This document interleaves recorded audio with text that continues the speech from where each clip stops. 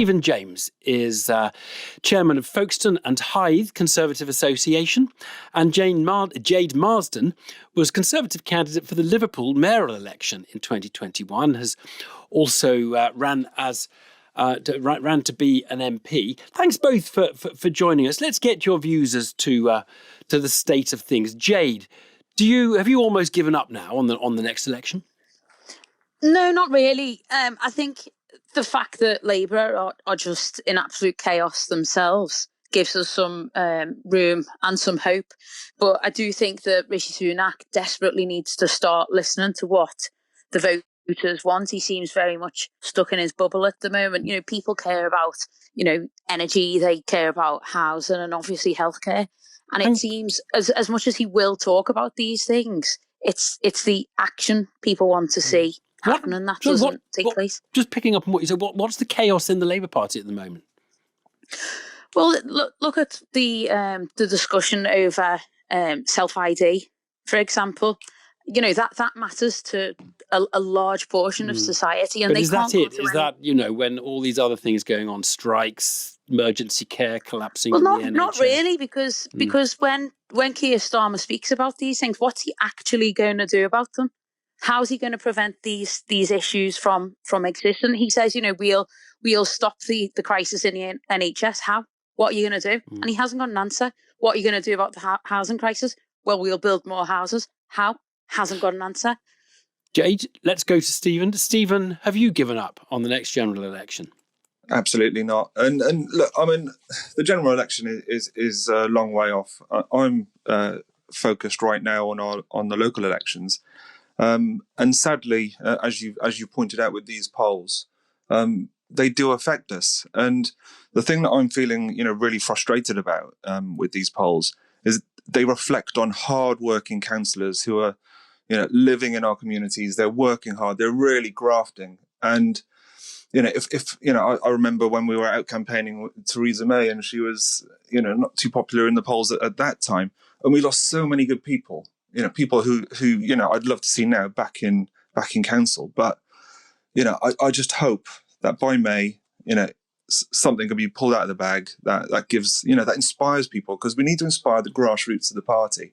We kind of keep talking about... Don't you have to inspire the voters, Stephen? Because you and Jade have both said we've got to inspire the party.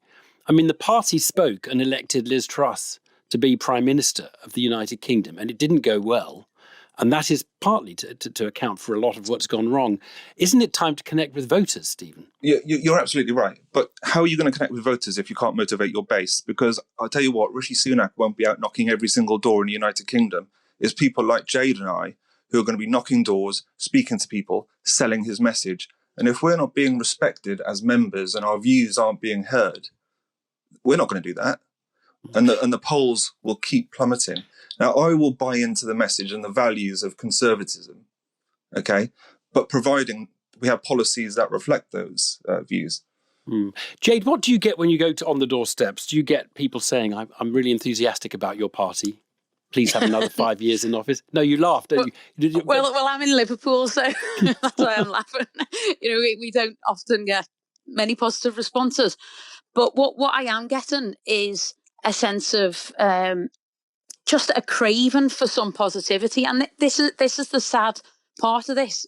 The parliamentary party got rid of Boris because he had some dips in the polls.